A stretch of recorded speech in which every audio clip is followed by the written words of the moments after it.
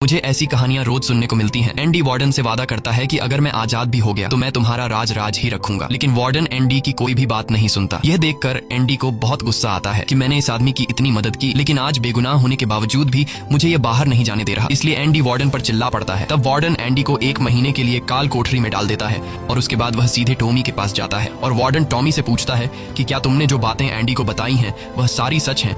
Tommy कहता है हाँ, ये बिल्कुल सच है। इसके बाद वह टॉमी से कहता है कि क्या अगर तुम्हें कोर्ट में बुलाया जाए तो तुम कोर्ट में इस बात की गवाही दे सकते हो। तब टॉमी कहता है हाँ, मैं इसके लिए तैयार हूँ। ये सुनते ही वार्डन ऊपर गार्ड को इशारा करता है और वह गार्ड टॉमी को गोलियों से छलनी कर देता है। इसके बाद वार्डन एंडी के पास जाता है और उसे कहता है कि टॉमी ने भागने की कोशिश की थी, इसलिए उसे गोली मार दी गई। लेकिन एंडी समझ जाता है कि टॉमी को क्यों मारा गया और एंडी मन ही मन सोचता है कि वार्डन बहुत ही घटिया इंसान है। एंडी वार्डन से कहता है कि आज के बाद मैं तुम्हारा काम कभी नहीं करूंगा। तब वार्डन कहता है कि मेरा काम तो तुम्हें ही करना पड़ेगा, वरना मैं यह जेल तुम्हारे लिए नरक बना दूंगा। और जाते हुए वार्डन सिक्योरिटी गार्ड से कहता है कि उसे 1 और महीने के लिए काल कोठरी में रखो। काल कोठरी एक बहुत ही खौफनाक जगह थी जहां काले अंधेरों में कैदी को पूरे 1 महीने रहना पड़ता था। अब एंडी इस काल कोठरी में 1 महीना तो बिता चुका था, लेकिन अब उसे 1 और महीना उसी अंधेरे वाले छोटे से कमरे में बिताना पड़ेगा। बाहर पूरे जेल में यह खबर फैल जाती है कि एंडी उस गुनाह की सजा काट रहा है जो उसने कभी किया ही नहीं था। जेल के अंदर मौजूद सभी कैदियों को एंडी के लिए बहुत दुख होता है। अब काल कोठरी में पूरे 2 महीने गुजारने के बाद जब एंडी बाहर आता है तो रेड उसके पास आता है। एंडी रेड से पूछता है कि क्या तुम कभी इस जेल से बाहर निकल पाओगे। रेड कहता है हाँ, लेकिन तब जब मैं बहुत बूढ़ा हो गया होऊंगा और मेरा दिमाग काम करना बंद कर देगा। एंडी कहता है कि मैं यहाँ से निकलकर मेक्सिको जाऊंगा। मेक्सिको में समुद्र किनारे एक बहुत खूबसूरत जगह है। कहा जाता है कि इंसान अपने आप को वहाँ खो देता है। मैं वहाँ अपना एक रेस्टोरेंट खोलूंगा, समुद्र किनारे अपनी नाव की रिपेयर करूंगा और वहाँ मुझे एक जोगाड़ी आदमी की जरूरत पड़ेगी जो मेरे लिए बाहर से सामान लाया करेगा। असल में वह रेड की तरफ इशारा कर रहा था। रेड ये सुनकर कहता है कि उम्मीद बहुत खतरनाक चीज होती है,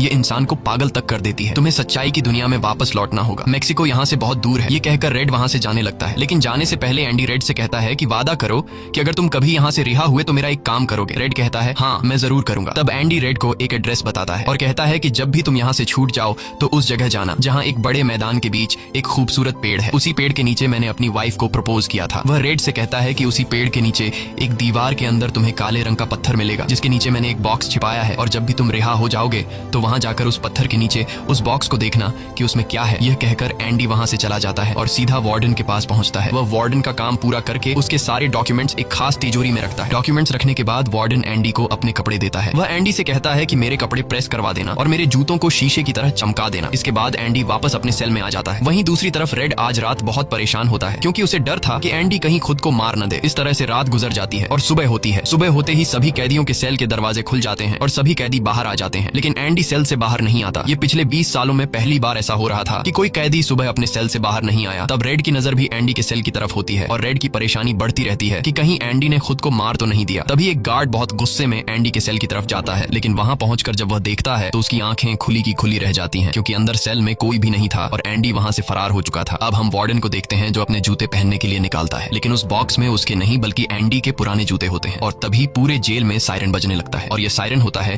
किसी कैदी के भागने का। वार्डन तेजी से एंडी के सेल में जाता है और वहां वह देखता है कि एंडी नहीं है। इसके बाद वह सिक्योरिटी गार्ड से कहता है कि जाओ और रेड को बुलाकर लाओ, क्योंकि वह हमेशा एंडी के साथ रहता था। यहाँ पर रेड को भी बुलाया जाता है। वार्डन रेड से पूछता है कि यह एंडी कहाँ है। रेड कहता है कि मुझे क्या पता। इस बात पर वार्डन को बहुत गुस्सा आता है। वह कहता है क्या वह कोई भूत था जो रातों रात यहाँ से गायब हो गया। गुस्से में वार्डन वहाँ पड़े पत्थर उठाता है और उनसे गार्ड्स और रेड को मारने लगता है और एक पत्थर वह उस पोस्टर पर भी मारता है जो दीवार पर लगा होता है, पर पत्थर टकराकर नीचे नहीं गिरता बल्कि पोस्टर के आर पार हो जाता है। और जब वार्डन उसके अंदर हाथ डालता है तो देखता है कि एंडी ने वहाँ एक बहुत बड़ी सुरंग बना रखी थी, जिसे देखकर सब हैरान हो जाते हैं क्योंकि यह दीवार बहुत मजबूत होती है। बिना मशीन के इस दीवार में सुरंग बनाना लगभग नामुमकिन था, पर एंडी ने नामुमकिन को मुमकिन कर दिखाया और यहाँ से फरार हो गया। इसके बाद सभी गार्ड्स वहाँ जाते हैं जहाँ से एंडी बाहर निकला था। वहाँ उन्हें एंडी के पुराने कपड़े और वह हथौड़ी मिलती है जो आज से 20 साल पहले एंडी ने रेड से मंगवाई थी। ये वही हथौड़ी होती है जिससे पिछले 20 सालों से एंडी अपनी सेल की दीवार में सुरंग बना रहा था। 20 सालों से एंडी ने यह काम इतनी बारीकी से किया कि किसी को पता तक नहीं चला। साथ ही दीवार से जो भी मिट्टी निकलती थी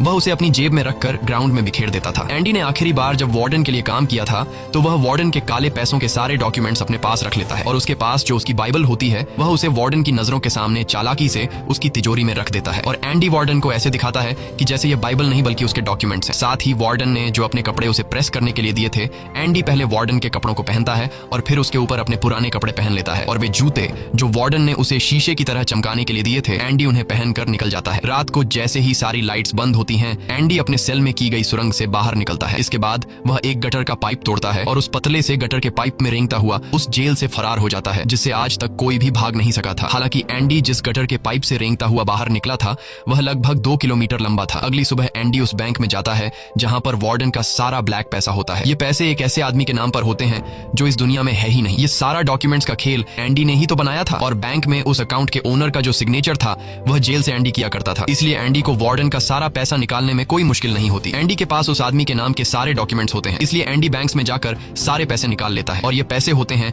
$3,70,000। यानी कि एंडी न केवल आजाद हुआ बल्कि वह पैसों से मालामाल भी हुआ। और यहाँ हमें पता चलता है कि एंडी जिस दिन से उस जेल में एंटर हुआ था उसी दिन से वह इस काम की प्लानिंग कर रहा था। वार्डन ने एंडी के साथ जेल में बहुत बुरा सलूक किया था और उसने टॉमी को भी मार दिया था, इसलिए वह वार्डन के काले पैसों के सबूत मीडिया को देता है। अगली सुबह यह खबर न्यूज़पेपर में छप जाती है, और जब वार्डन तिजोरी खोलकर देखता है तो उसमें उसके डॉक्यूमेंट्स नहीं बल्कि बाइबल होती है। बाइबल के पहले पेज पर एंडी ने लिखा होता है कि तुमने सही कहा था, मुक्ति इसी में है। और जब वार्डन पेज पलटता है तो वह देखता है कि वहां पर हथौड़ी का एक निशान होता है। दरअसल एंडी ने बाइबल के पेजेस को हथौड़ी की शेप में काटकर एक सांचा बनाया हुआ था, जिसके अंदर वह अपनी हथौड़ी छिपाया करता था। और आज से 20 साल पहले जब वार्डन पहली बार एंडी की सेल में गया था और उसने एंडी की बाइबल उसके हाथ से लेकर वापस उसे लौटा दी थी, उस समय भी वह हथौड़ी उसी बाइबल के अंदर थी। यह देखकर वार्डन को एक बहुत बड़ा झटका लगता है। दूसरी तरफ वार्डन के काले पैसों की खबर पूरे शहर में फैल चुकी थी, इसलिए जेल के बाहर रिपोर्टर्स और पुलिस वार्डन को गिरफ्तार करने के लिए आ रही होती है। और इससे पहले कि पुलिस उसे गिरफ्तार करती,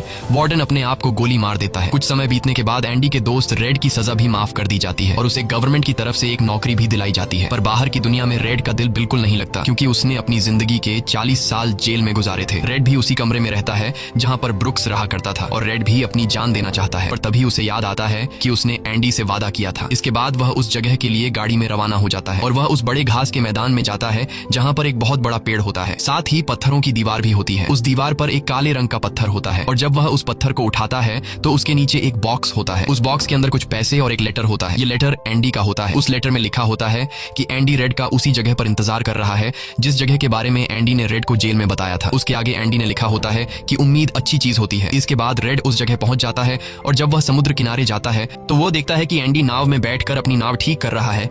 यह जगह, यह सब कुछ एंडी का वह सपना होता है जो उसने जेल में रेड से शेयर किया था, और रेड ने कहा था कि उम्मीद अच्छी नहीं होती। इसके बाद यह दोनों एक दूसरे को गले लगाते हैं, और इसी के साथ ये कहानी खत्म हो जाती है। अगर आपको यह वीडियो अच्छी लगी हो तो हमारे चैनल को सब्सक्राइब और वीडियो को लाइक जरूर कीजिएगा।